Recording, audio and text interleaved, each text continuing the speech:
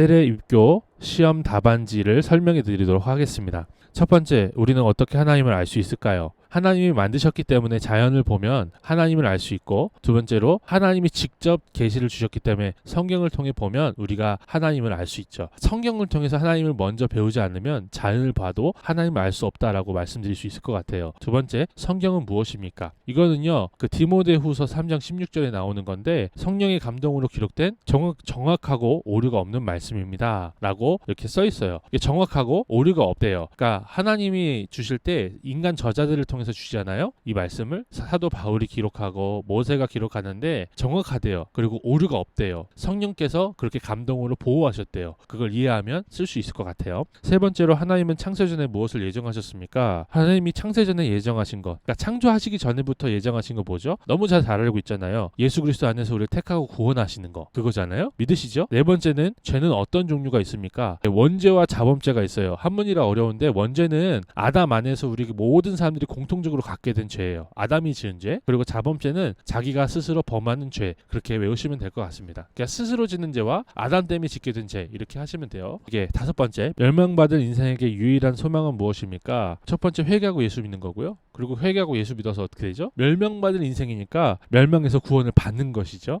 예수 그리스도의 두 성품은 무엇입니까? 예수 그리스도의 두 성품은 하나님이자 사람인 거. 이게 첫 번째 질문과 대답이고요. 그리고 이 두 성품은 예수 그리스도의 한 인격 안에서 연합되어 있다라고 대답하는 게 두 가지 질문이네요. 그리고 예수 그리스도의 세 가지 직분은 무엇입니까? 예수 그리스도의 세 가지 직분, 선지자, 제사장, 왕, 우리 배웠죠? 예수님은 어떻게 구원을 완성하셨습니까? 여덟 번째 질문이죠. 일단 성육신 하시고 3년 동안 하나님 나라의 복음을 전하시고 율법에 순종하시고 십자가에 달려 죽으시고 3일 만에 무덤에서 부활하시고 승천하심으로 완성하셨다. 크리스마스부터 승천하시는 것까지. 그리고 아홉 번째, 죄인이 어떻게 의롭다 여김을 받을 수 있습니까? 어떻게? 은혜로. 그리고 두 번째, 예수 그리스도를 믿음으로 의롭다함을 받는 거예요. 은혜로 받고 믿음으로 받는 거예요.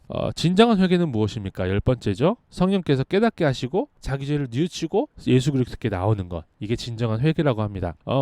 11번째, 교회란 무엇입니까? 교회는요, 건물이 아니에요. 그래서 하나님의 백성들의 모임, 그리스도의 몸, 성령의 전이라고 해요. 성전이란 뜻이에요. 성령께서 함께 하시는 성전, 건물이 아니라 우리가 그렇다는 거예요. 이제 교회의 외적 특징은, 표지는 무엇입니까? 세 가지인데요. 말씀을 바르게 전파하는 거, 성령, 성례, 그러니까 우리가 세례 받잖아요. 세례와 그리고 또 성찬식이 있습니다. 이 두 가지를 성례라고 하는데, 이거를 바르게 집행하는 거, 그리고 권징의 바른 시행. 이 권징이라는 뜻은요, 혼내는 걸 말해요. 혼내고 또 이 잘못되면 잘못됐다 얘기하는 건데요. 이 권징이 요즘은 잘 하지 않습니다. 잘못됐다고 하면 요즘은 다 기분 나빠하잖아요. 그래서 다른 교회도 많은데 뭐 굳이 이런 교회를 다녀야 되나 해서 도망갑니다. 근데 사실은요, 여러분 세대부터는 이렇게 해야 됩니다. 교회에서 내가 죄를 지었을 때 성도님들이, 혹은 성도님들이 아니죠, 당회에서 제 죄를 이렇게 잘못 지었으니 회개하십시오 그러면 아멘 하고 받을 수 있어야 돼요. 교회의 세 가지 특징은, 그래서 말씀을 바르게 전파하고, 말씀대로 성례를 잘 집행하고, 말씀대로 잘 혼내는 거. 13번째, 주일에 금할 일과 힘써야 할 일, 하지 말아야 되는 것과 해야 되는 거 먼저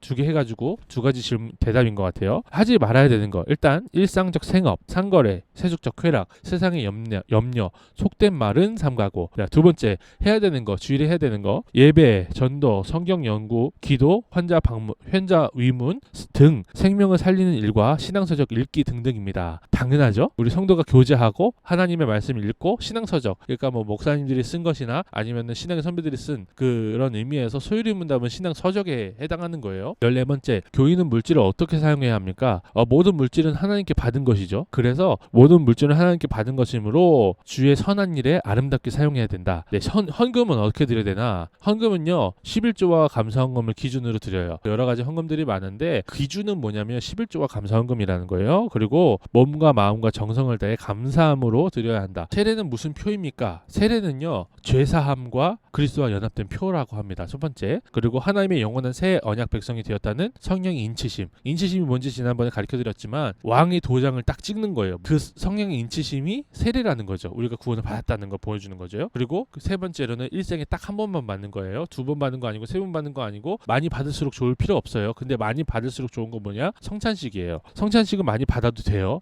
그리고 많이 받을수록 좋다라고 그렇게 선배들이 얘기를 하긴 했어요. 세례를 받아야 할 이유가 무엇입니까? 17번째, 예수님의 명령이기 때문에 받는 거예요. 명령이기 때문에. 마태복음 마태복음 28장에 보면 예수께서 주라고 하셨거든요. 주라고 하셨으니 받아야죠. 예수님이 우리 주님이신데 예수께서 명령하시면 그대로 받는 게 맞는 겁니다. 그리고 구원을 확신시켜주는 증거이기 때문에 예수님을 믿어서 구원을 받았기 때문에 세례를 받은 거예요. 세례를 받았기 때문에 구원받는 게 아니고요. 우리가 구원을 받았기 때문에 이거를 확신시켜주기 위해서 세례를 받는 것입니다. 18번째, 성찬은 무엇입니까? 성찬, 아까 제가 많이 받을수록 좋은 거 있다고 했죠? 성찬, 예수님의 피와 살을 기념하는 건데, 첫 번째, 떡과 포도즙을 먹고 마셔요. 두 번째, 예수님이 죽으심을 기념하는 거고, 임재하신 그리스도와 교통하는 표. 이게 제일 중요해요. 사실 그냥 기념만 하는 것이 아니라 우리가 떡과 포도즙을 마실 때 예수님께서 우리와 함께 하신다는 거죠. 이게 제일 중요한 거예요. 실제적으로 우리 주님께서 함께 하셔서, 임재하셔서 우리와 함께 하시기 때문에 이것을 하는 것이 얼마나 은혜롭고 감사한 것인지 우리가 알아야 한다는 것입니다. 19번째, 하나님께서 우리를 선택하신 목적이 무엇입니까? 하나님께서 우리를 선택하신 목적은요, 그 앞에서 거룩하고 흠이 없게 하시려고 하고요, 그 기쁘신 뜻으로 자기의 자녀를 삼으시며 그 은혜의 영광을 찬미하고 선전하게 하려고 선택하셨대요. 거룩하고 흠이 없고 자녀되게 하시고 그 아름다움을 선전하게 하려고. 그리고 10계명을 간단하게 적어주세요가 마지막인데요, 설명드리고 싶은 건요, 거짓 증거예요. 왜냐하면은 거짓말 하지 말라는 것과 거짓 증거하지 말라는 건 좀